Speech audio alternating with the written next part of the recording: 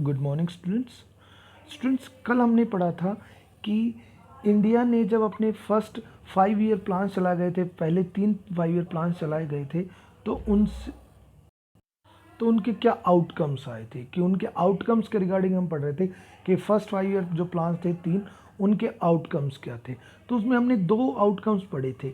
एक हमने पढ़ा था फाउंडेशन के बारे में, कि जो फर्स्ट 3 5 ईयर प्लान्स थे उनसे काफ़ी ज़्यादा उसमें आप कह सकते हो कि डेवलपमेंट प्लान्स चलाए गए, डेवलपमेंट प्रोजेक्ट्स चलाए गए, मेगा डैम्स उसमें बनाए गए। इसके अलावा पब्लिक सेक्टर में इंडस्ट्रीज़ वगैरह काफ़ी ज़्यादा सेटअप की गई, जो उस समय तो इंडिया के लिए इतनी ज़्यादा हेल्पफुल नहीं हुई, लेकिन आगे चलकर वो इकोनॉमिक जो हमारी कंडीशन है, इकोनॉमिक जो हमारा बेस है, उसकी एक फाउंडेशन बन गई थी। उसके फाउंडेशन इंडिया के लिए दिए गए थे उस समय। सेकंड हम पढ़ रहे थे लैंड रिफॉर्म, कि लैंड रिफॉर्म उस समय किए गए, कि लैंड रिफॉर्म में एक ज़मींदारी सिस्टम जो कि सक्सेसफुल रहा था।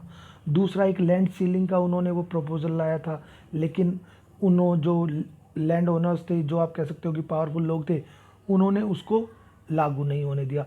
एक टीनेंट्स के रिगार्डिंग था, उसको भी इम्प्लीमेंट नहीं होने दिया। तो लैंड रिफॉर्म में सिर्फ एक को छोड़कर बाकी दो चीज़ें थी वो सक्सेसफुल नहीं हुई, क्योंकि उस समय जो पावरफुल लोग थे, लैंड ओनर्स थे, उन्होंने उन पॉलिसीज़ को लागू नहीं होने दिया था। तो ये दो पॉइंट्स हमने पढ़े थे। आज हम पढ़ेंगे ग्रीन रिवॉल्यूशन के बारे में, कि उस समय ग्रीन रिवॉल्यूशन भी हुई थी। ठीक है, तो ग्रीन रिवॉल्यूशन किस तरह से हुई, क्या चीज़ें थी उनमें, इसके बारे में आज हम डिस्कस करेंगे। ओके स्टूडेंट्स, देखिए यहाँ पर ये फूड क्राइसिस के रिगार्डिंग हमने उस दिन लास्ट में पढ़ा था कि 1960s में फूड क्राइसिस काफ़ी ज़्यादा बढ़ गया था इंडिया में, फेमाइन वगैरह बहुत ज़्यादा हुआ था। और बिहार का यहाँ पे एग्जांपल दिया हुआ था कि बिहार में किस तरह से काफ़ी ज़्यादा लोग मारे गए थे, जो डेथ रेट थी वो 34% बढ़ गई थी नॉर्मल से। ठीक है, तो आप देखिए ग्रीन रिवोल्यूशन का आपको मालूम है, क्रांति जनरली, कि उस समय एग्रीकल्चर की प्रोडक्शन काफ़ी ज़्यादा बढ़ गई थी। देखिए, in the face of the prevailing food crisis, the country was clearly vulnerable to external pressure and dependent on food aid। कि इंडिया में जब फूड क्राइसिस हुआ था तो एक तो एक्सटर्नल प्रेशर इंडिया के ऊपर बहुत ज़्यादा था उस समय, कि वॉर्स वगैरह का, क्योंकि 65 में इंडिया ने वॉर लड़ा था, 62 में लड़ा था। और दूसरा, फूड के लिए वो दूसरे कंट्रीज़ पर डिपेंड था, मेनली यूएसए पर, अमेरिका के ऊपर डिपेंड था। The United States in turn pushed India to change its economic policies. अब अमेरिका ने इंडिया पे प्रेशर बनाया कि वो अपनी इकोनॉमिक पॉलिसीज़ को चेंज करे, जैसे कि उसने पूरी तरह से कैपिटलिज्म को नहीं अपनाया हुआ था। The government adopted a new strategy for agriculture in order to ensure food sufficiency. कि इंडियन गवर्नमेंट ने एक नई स्ट्रेटजी अपनाई एग्रीकल्चर के सेक्टर के रिगार्डिंग, जिससे कि इंडिया फूड में सेल्फ सफिशिएंट हो सके।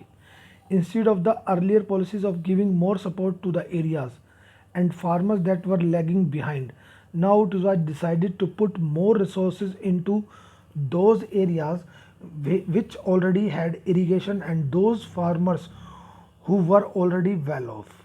कि गवर्नमेंट ने क्या किया कि जो पुरानी पॉलिसीज़ थी उनको और ज़्यादा सपोर्ट दिया उन एरियाज़ में, उन फार्मर्स को जो कि पीछे थे, जो पीछे रह गए थे, उन लोगों को और ज़्यादा सपोर्ट दिया गया ताकि एग्रीकल्चर की प्रोडक्शन को बढ़ाया जा सके।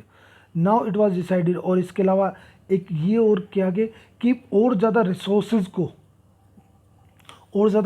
को बढ़ाया जाए, जहाँ पर कि देखो उन एरियाज़ में जहाँ पर इरिगेशन ऑलरेडी है, या जहाँ के फार्मर्स काफ़ी आप कह सकते हो वेल ऑफ है, अच्छे हैं, तो उसके अलावा वहाँ पर दूसरे एरियाज़ में इरिगेशन सेक्टर्स को भी बढ़ाया जाए, इरिगेशन फैसिलिटीज़ को बढ़ाया जाए, ताकि ज़्यादा से ज़्यादा एग्रीकल्चर को सेटअप किया जा सके, एग्रीकल्चर को प्रोड्यूस किया जा सके। The argument was that those who already had the capacity could help increase production rapidly in short run.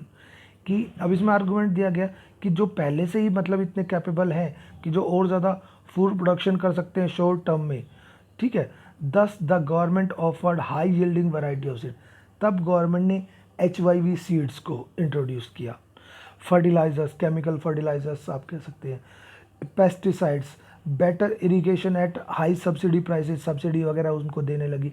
तो गवर्नमेंट ने ये ऑफर किया उस समय, जिससे कि एग्रीकल्चर प्रोडक्शन को ज़्यादा से ज़्यादा बढ़ाया जा सके। The government also gave a guarantee to buy the produce of the farmers at a given price.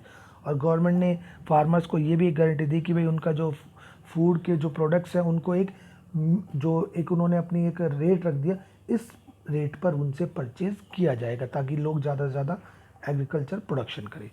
This was the beginning of what was called the green revolution. और ये ग्रीन रेवोल्यूशन का आप कह सकते हो कि बिगनिंग थी, जिसे हम ग्रीन रेवोल्यूशन कहते हैं। तो इसमें देखिए HYV seeds, fertilisers, pesticides, irrigation methods को बनाया गया। इसमें आप और कह सकते हैं कि मॉडर्न टेक्नोलॉजी को अपनाया गया था।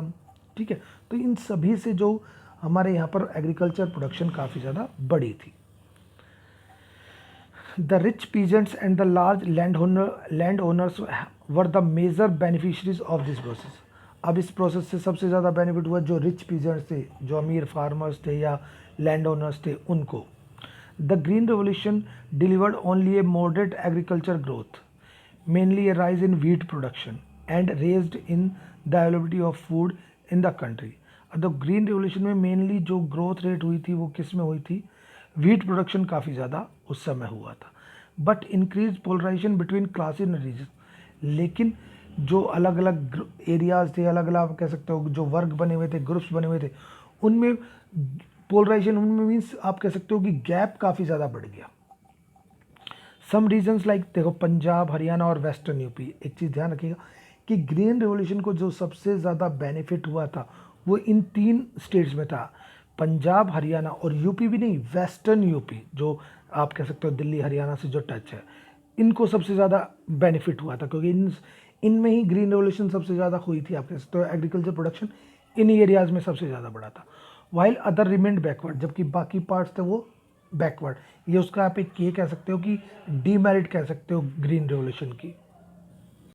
The green revolution had 2 other effects, 2 अलग इफेक्ट्स थे। One was that in many parts, the stark contrast between poor peasantry and the landowners produced conditions favorable for left-wing organization to organize the poor peasants। कि एक तो इसमें generally जो ये था कि उनके बीच में कॉन्ट्रास्ट काफ़ी ज़्यादा इंक्रीज हुआ था, जो लैंडलॉर्ड्स थे और जो आप पुअर पीजेंट्स थे। ठीक है। Secondly the green revolution also result in the rise of what is called the middle peasant section. और एक और ग्रीन रेवोल्यूशन का रिजल्ट हुआ कि एक थर्ड मिडिल पीजेंट सेक्शन और राइज हो गया था। These were farmers with medium size holding, कि ये मीडियम साइज़ के आप कह सकते हो कि जिनके पास ज़मीन थी वो फार्मर्स थे। Who benefited from the changes, जो कि इन चेंजेस से बेनिफिट हुए। And soon emerge politically influential in many parts of the country. और देश के कुछ हिस्सों में वो काफ़ी ज़्यादा आप कह सकते हो कि इन्फ्लुएंशियल हो गए थे, पॉलिटिकली उन्होंने अपनी पावर को गेन कर लिया था। तो ग्रीन रेवोल्यूशन में मेनली आप ध्यान रखिए क्या क्या स्टेप्स लिए गए थे। तो ये तो था ग्रीन रेवोल्यूशन। अब बात आती है later developments. The story of development in India took a significant turn from the end of 90s, कि 1960s के एंड में एक अलग बहुत ज़्यादा चेंज हुआ इंडियन पॉलिटिक्स में। यू विल सी, ये हम नेक्स्ट चैप्टर जो है Nehru death the Congress system encounter difficulties, तो वो अगले चैप्टर में हम बात करेंगे। अब इंदिरा गांधी, देखो नेहरू के बाद इंदिरा गांधी एक पॉपुलर लीडर बनी थी। She decided to further strengthen the role of the state in controlling and directing the economy. जब इंदिरा गांधी पीएम बनी तो उन्होंने मेन ये कोशिश की कि भाई जो भी इकोनॉमी है उस पर पूरी तरह से सरकार का कंट्रोल हो।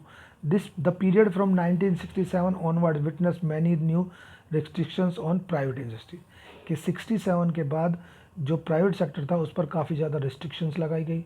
14 प्राइवेट बैंक्स को नेशनलाइज किया गया था, ये लैंड रिफॉर्म्स में आता है आपके। The government announce many poor programmes, गरीबों के लिए काफ़ी प्रोग्राम्स चलाए गए। These changes were accompanied by an ideological tilt towards socialist policies, कि सोशलिस्ट पॉलिसीज़ के रिगार्डिंग ये चलाए गए थे कि जो सोशलिस्ट पैटर्न के थे, सोशलिस्ट पार्टी आप कह सकते हो, उनकी जो पॉलिसीज़ थी उनके regarding. This emphasis generated heated debates within the country. अब कंट्री में काफ़ी ज़्यादा डिबेट्स हुई अमंग पॉलिटिकल पार्टीज एंड और एक्सपर्ट्स के बीच में। How the consensus for a state led economic development did not last forever, लेकिन स्टेट लेड जो इकोनॉमिक डेवलपमेंट था वो अभी ख़त्म नहीं हुआ।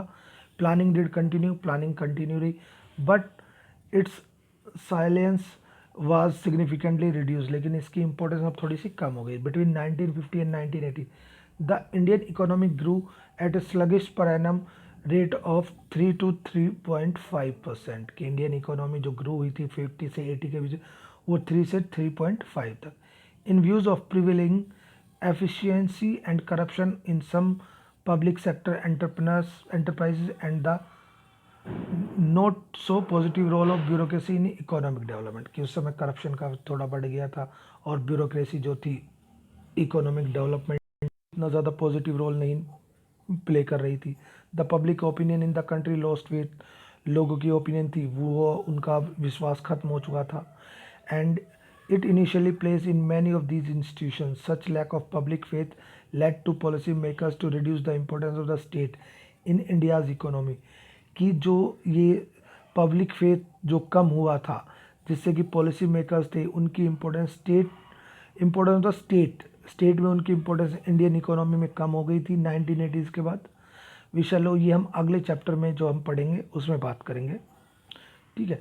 अब देखो यहाँ पर एक दिखाया हुआ है, ये थर्ड प्लान दिखाया हुआ है, we are ascending soon, we will be above hunger and want meanwhile have a little snack, कि हम धीरे धीरे बढ़ रहे हैं, ये तो कह रहे हैं जल्द ही हम क्या है कि हंगर को ख़त्म करेंगे और जनरली लोगों को कुछ ना कुछ देंगे। ये जनरली थर्ड 5 ईयर प्लान के रिगार्डिंग की बातें की जा रही है, ठीक है। तो ये चीज़ है। अब इसमें एक देखो, एक ये वाइट रिवॉल्यूशन का देखिए, ग्रीन रिवॉल्यूशन आपने पढ़ा है, वाइट रिवॉल्यूशन जनरली जो है अमूल के रिगार्डिंग है, कि आजकल आप ऐड पर देख रहे हो, आप टीवी देखते हो, आजकल जो चैनल्स आ रहे हैं डीडी भारती और आपका दूरदर्शन जो है, इस पर अमूल की सबसे ज़्यादा ऐड आ रही है। तो ये आपने एड्स पहले भी देखी होंगी और अब भी आप देख रहे हो। तो ये जनरली अमूल प्रोडक्ट्स के रिगार्डिंग की उसकी एक सक्सेसफुल हिस्ट्री के रिगार्डिंग यहाँ पे शो किया हुआ है, कि देखो milkman of India Verghese Kurien, जिन्हें कि मिल्कमैन ऑफ इंडिया के नाम से जाना, उन्होंने Gujarat cooperative milk and marketing federation को लॉन्च किया था, जिसको कि अमूल कहा जाता है, ठीक है। अमूल को लॉन्च किया था। देखिए अभी क्या है, बेस्ड इन आनंद, गुजरात का एक टाउन है Anand. Amul is a dairy cooperative movement joined by about 2.5 million milk producers of, कि जिसमें 2.5 मिलियन जो मिल्क प्रोड्यूसर्स हैं वो उसमें शामिल है, अमूल का जो डेयरी प्रोडक्ट है। The Amul pattern became a unique appropriate model for, कि रूरल डेवलपमेंट के लिए एक यूनिक आप कह सकते हो कि एग्जाम्पल बना। पावर्टी एलिवेशन में इन्होंने काफ़ी इंपॉर्टेंट रोल प्ले किया। Spring with what has come to be known as the, जिसे कि हम वाइट रिवॉल्यूशन के नाम से, वाइट रिवॉल्यूशन किया था कि जो मिल्क प्रोडक्शन थी वो काफ़ी ज़्यादा बढ़ गई थी। In 1970 the rural development programme called operation flood, कि ऑपरेशन फ्लड एक वो स्टार्ट किया गया था 1970s में।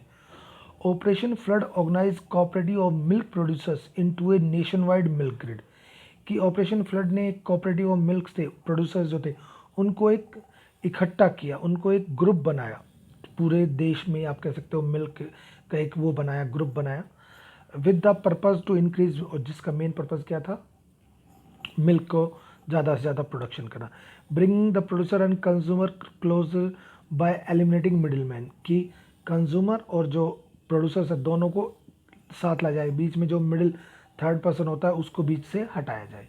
And assuring the producer a regular income, और जो भी प्रोड्यूसर्स थे उनको एक रेगुलर इनकम के रिगार्डिंग इसमें कहा गया कि साल में। Operation Flood was however not just a dairy programme, Operation flood एक कोई डेयरी प्रोग्राम नहीं है just, it was daring as a path of development, ये डेवलपमेंट का एक रास्ता है, जनरेटिंग एम्प्लॉयमेंट जनरेट करने का, और जो रूरल हाउस होल्ड हैं उनकी इनकम जनरेट करने का और पॉवर्टी को ख़त्म करने का।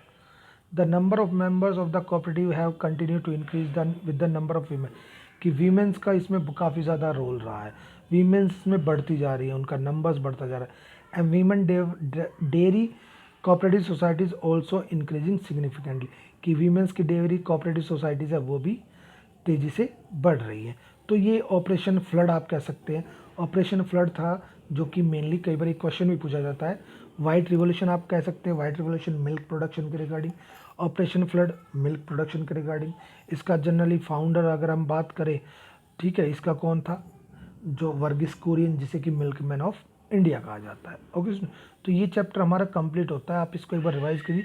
अगले उसमें लेक्चर में हम इसके जो एनसीईआरटी क्वेश्चंस हैं इनको डिस्कस करेंगे। Okay students, thank you.